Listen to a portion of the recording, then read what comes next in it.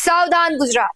ગુજરાતમાં ગુનાખોરીનો ગ્રાફ સતત ઉપર જઈ રહ્યો છે. એક તરફ રાજકોટમાં પ્રતિષ્ઠિત યુવતીને ફસાવી દુષ્કર્મ આચરી બ્લેકમેલ કરીને પૈસા પડાવવા અને લગ્ન તોડાવવાનો ચોંકાવનારો કિસ્સો સામે આવ્યો છે, તો બીજી તરફ ભાવનગરના મહુવામાં એક સગીરની હત્યા પાછળ માતાના પ્રેમ સંબંધનું રહસ્ય ખુલ્લું છે. દિવસે ને દિવસે બનતી આવી ઘટનાઓ ગુજરાતની સુરક્ષા પર અનેક સવાલ ઉભા કરી રહી છે. નમસ્કાર, ગુજરાત BS9 ટીવી ન્યૂઝમાં આપની સાથે હું ભગવતી વિશાવડિયા. રાજકોટ છે ગુનાખોરીનું કેન્દ્ર થતું જાય છે, ત્યારે જાહેરમાં હત્યાઓ, લુખાગીરી, અસામાજિક તત્વોનો આતંક હદ બાર વધ્યો છે અને હવે રાજકોટમાં ફરી એક વખત ચોંકાવનારો બ્લેકમેલિંગ અને દુષ્કર્મનો મામલો સામે આવ્યો છે. શહેરમાં રહેતી એક યુવતીને પહેલા તો પ્રીતિ ઘેટિયા નામની મહિલા દ્વારા મુકેશ સોલંકીના સંપર્કમાં લાવવામાં આવી અને ત્યારબાદ બંનેએ મળીને યુવતીની મરજી વિરુદ્ધ દુષ્કર્મ આચર્યું. ન્યૂડ ફોટા અને વિડીયો ઉતારીને હવે બ્લેકમેલ કરવામાં આવી, ત્યારે કુલ રૂપિયા 4.25 લાખ પડાવી લીધા અને યુવતીના લગ્ન પણ ધમકીઓ આપીને રોકાવી લીધા. ખાસ વાત તો એ છે કે આરોપી મુકેશ સોલંકી પડદરીની સરકારી શાળામાં શિક્ષક છે, જ્યારે પ્રીતિ ઘેટિયા મોરબી જિલ્લામાં સરકારી શિક્ષિકા તરીકે ફરજ બજાવે છે. ભોગ બનનાર યુવતી પ્રથમ પ્રીતિના સંપર્કમાં આવી અને પ્રીતિ દ્વારા મુકેશનો સંપર્ક કરાવવામાં આવ્યો હોવાનું પોલીસ તપાસમાં સામે આવ્યું છે. યુવતીની ફરિયાદ બાદ યુનિવર્સિટી પોલીસે બંને વિરુદ્ધ દુષ્કર્મ અને બ્લેકમેલિંગ અને ધમકીના ગંભીર ગુના નોંધી વધુ તપાસ હાથ ધરી છે. સમગ્ર ઘટનામાં પીડિતા શું કહી રહી છે તે પણ સાંભળી અને પોલીસની પ્રતિક્રિયા આવી છે તેના પર પણ નજર કરીએ. મારી મુલાકાત સૌથી પહેલા પ્રીતિ ઘેટિયા સાથે થઈ હતી. એના થ્રુ મુકેશ સોલંકી મારી સાથે સંપર્કમાં આવ્યા. ત્યારબાદ કઈ રીતે તમારી સાથે સંપર્ક કર્યો, શું થયું, તમારી સાથે તમે શું ફરિયાદ નોંધાવી? મેં ફરિયાદ નોંધાવેલી છે. મારા ઉપર મેન્ટલ ટોર્ચર થયું છે અને ફિઝિકલ અબ્યુઝ થયું છે, એની ફરિયાદ નોંધાવેલી છે. આખો સંપર્ક તમારે એની સાથે શું ઘટના યુનિવર્સિટી પોલીસ સ્ટેશનમાં નોંધાવી છે. એમાં કઈ પ્રકારની તમારી મુલાકાત તમારા ફ્રેન્ડના ઘરે જતા કેવી?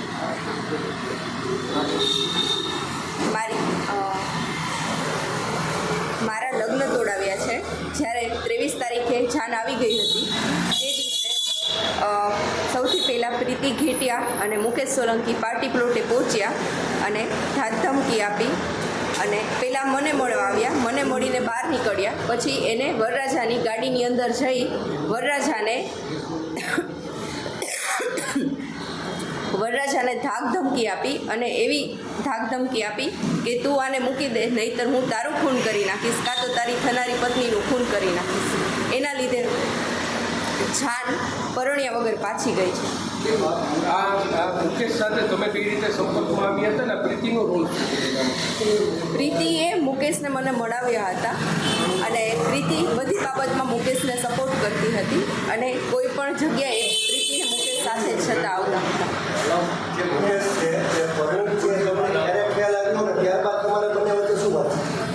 મુકેશ પરિણીત છે એ મને ખ્યાલ 2-3 મહિના પછી ખબર પડી અને ત્યાર પછી એવી વાત થઈ હતી કે આપણે રિલેશનશિપમાં છીએ અને હું આગળ જતા તને સ્વીકારી લઈશ. તમને ધમકી આપતો ક્યાં આધારે થઈ ગયા? મારા ફોટોઝ ને વિડીયોઝ વાયરલ કરી દેશે અને હું સમાજમાં કોઈ મને પરણશે નહીં એવી મને ધમકી આપે. હા, મને ઝઘડા થતા અને એ મને મારતો.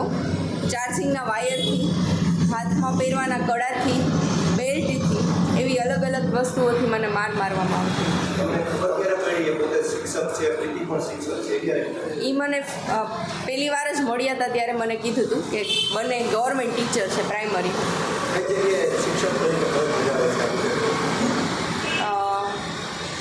પ્રીતિ ઘેટિયા મોરબી જિલ્લામાં હા, અને મુકેશ પડદરી જિલ્લામાં પ્રાઇમરી સ્કૂલમાં ટીચર છે.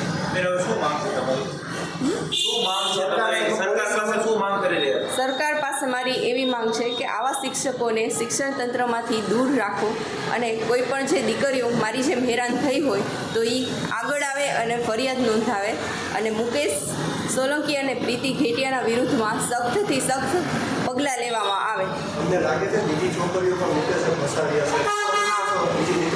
હા,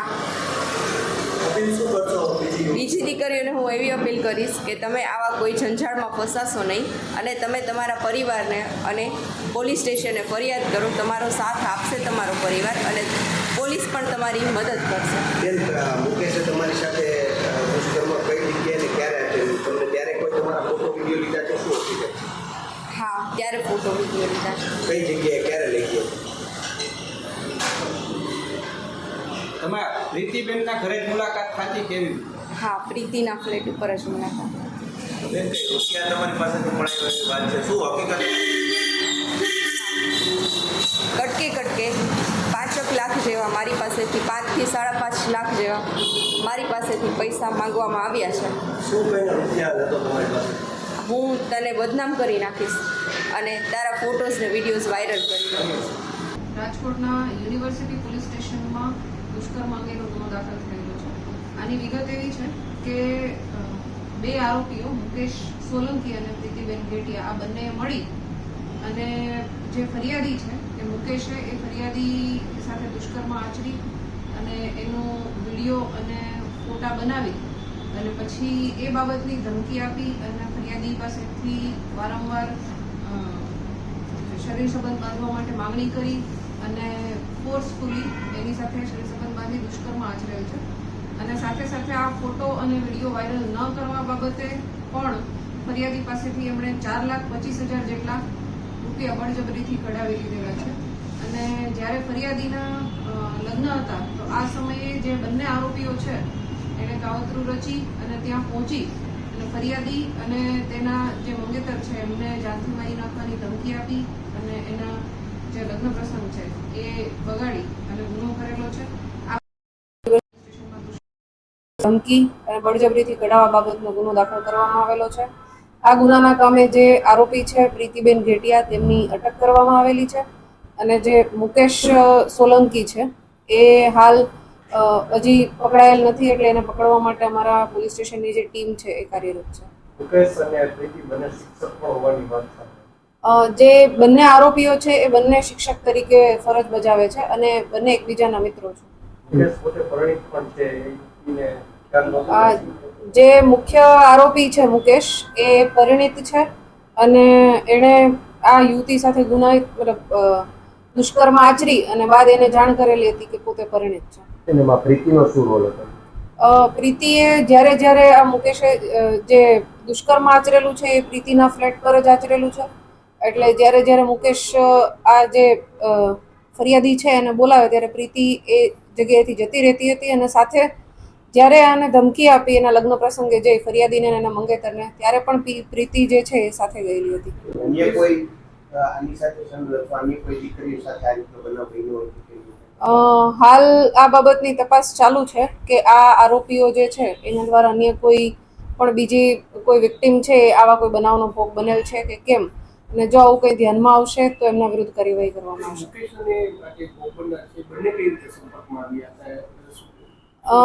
જે ફરિયાદી છે એ અને મુકેશ છે એ આ જે પ્રીતિ અન્ય આરોપી છે આરોપી નંબર 2 પ્રીતિ છે એ ફરિયાદીની કોઈ કારણથી એની ઓળખાણમાં હોય અને ફ્રેન્ડ હોય એના થ્રુ જ આ મુકેશ અને પ્રીતિ છે મુકેશ અને ફરિયાદી છે એ બંને સંપર્કમાં આવેલા હતા. રાજકોટ શહેરમાં રહેતી યુવતીએ યુનિવર્સિટી પોલીસ સ્ટેશનમાં નોંધાવેલી ફરિયાદમાં આરોપી તરીકે માધાપર ચોક પાસે રહેતા મુકેશ રવજી સોલંકી અને સાધુ વાસવાણી રોડ પર રહેતા પાટીદાર ચોક પાસે રહેતી પ્રીતિ ઘેટિયાના નામ આપ્યા છે. જે ફરિયાદના આધારે પોલીસે આરોપીઓ સામે BNS કલમ 64(2) M 308(2) અને 351(3) 115(2) 61(2) મુજબનો ગુનો નોંધી વધુ તપાસ હાથ ધરી છે.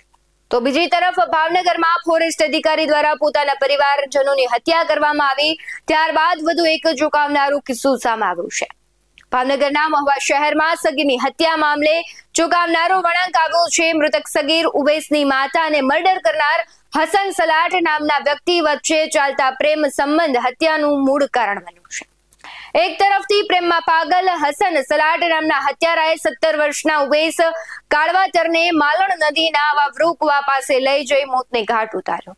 હત્યા બાદ આરોપીએ લાશને દોરી વડે બાંધીને કુવામાં ફગાવી દીધી, પરંતુ પરિવારજનોની ભારે શોધખોળ બાદ CCTVની મદદથી સમગ્ર હત્યાનો ભેદ ખુલ્યો છે. હત્યારો અને મૃતક બંને એક બાઇક લઈને પસાર થયા હોવાની કડી મળતાની સાથે જ મહુવા ટાઉન પોલીસે હત્યારા હસન સલાટની ધરપકડ કરી અને પૂછપરછ દરમિયાન લાશ કુવામાં ફગાવી દીધી હોવાનું કબૂલ્યું. પોલીસે આરોપી વિરુદ્ધ હત્યાની કલમ દાખલ કરી વધુ તપાસ હાથ ધરી છે. સમગ્ર ઘટનામાં પોલીસની પ્રતિક્રિયા સામે આવી છે, તેના પર નજર કરીએ. ગઈ તારીખ 25/11/25ના રોજ મહુવા ટાઉન પોલીસ સ્ટેશનમાં અરજદાર ઇરફાનભાઈ ઉસ્માનભાઈ કાળવાતર નામે એક અરજી આપેલી કે પોતાનો ભત્રીજો ઉવેશ છે તે કામેથી ગયા ઘરે પરત આવેલો નથી અને મહુવા ટાઉનમાં તેમજ આજુબાજુના વિસ્તારમાં તપાસ કરતા તે મળી આવેલ નથી એવી અરજી આપેલી હતી મહુવા ટાઉન પોલીસ સ્ટેશનમાં. એ અરજી આધારે મહુવા ટાઉન પોલીસ તથા જે અરજદાર હતા એ અરજદાર દ્વારા તથા તેના સગા સંબંધીઓ દ્વારા મહુવા ટાઉનમાં તેમજ આજુબાજુના વિસ્તારમાં તપાસ કરવામાં આવેલી હતી અને તપાસ દરમિયાન એક સીસીટીવી ફૂટેજ જે ધ્યાનમાં આવેલ હતો તેમાં જે આ ઉવેશ છે એ હસનભાઈ કરીને છે એની સાથે બાઇક ઉપર બેસીને જતો જણાઈ આવે છે. એ આધારે પોલીસે હસનભાઈને પોલીસ સ્ટેશન લાવી અને તેની પૂછપરછ કરતા હસનભાઈએ જણાવેલ કે આ ઉવેશને આજે આ હસનભાઈ છે એને ઉવેશની મધર સમીરાબેન જોડે પ્રેમ સંબંધ હતો. એના લીધે આ ઉવેશ જાણી ગયેલા હતા અને એ જાણી ગયેલ હોવાના લીધે અવારનવાર એમના વચ્ચે ઝઘડો તકરાર થતો હતો. એના લીધે આ ઉવેશને એણે ફોન કરીને બોલાવેલો અને જે મદીના મસ્જિદ છે એની બાજુમાં એક અવાવરું કૂવો આવેલો છે એ જગ્યાએ આ જે આરોપી હસનભાઈ છે ત્યાં લઈ જઈ અને તેને શરીરે તેમજ માથે પથ્થરના જીવલેણ ઘા મારી એનું મૃત્યુ નિપજાવી અને જે શરીર હતું ઉવેશભાઈનું એ બાંધી અને કૂવામાં નાખી દીધેલ. એ બાબતે મહુવા ટાઉન પોલીસ સ્ટેશનમાં ગુનો રજીસ્ટર કરવામાં આવેલ છે અને આરોપીની ધરપકડ કરવામાં આવેલ છે. આ બંને ઘટનાઓ સમાજમાં ફેલાયેલી ગંભીર સમસ્યાઓ તરફ ઇશારો કરે છે. એક તરફ શિક્ષણ જેવા પવિત્ર વ્યવસાય સાથે જોડાયેલા લોકો ગુનાહિત પ્રવૃત્તિમાં સંડોવાયેલા છે, તો બીજી તરફ પારિવારિક સંબંધોની ગૂંચ ઉકેલવાના બદલે હત્યા જેવો ગંભીર અપરાધ આચરવામાં આવે છે. જો તમારી આજુબાજુ પણ આવી ઘટનાઓ બને છે તો પોલીસને જરૂરથી જાણ કરો. બાકી આવા જ વધુ અહેવાલો સાથે ફરી મળતા રહીશું. તમે અમારી YouTube ચેનલને સબસ્ક્રાઇબ કરવાનું, અમને Facebook અને Instagram પર ફોલો કરવાનું ભૂલશો નહીં. બાકી નવી અપડેટ્સ મેળવવા માટે આપ જોતા રહો BS19 ન્યૂઝ. નમસ્કાર.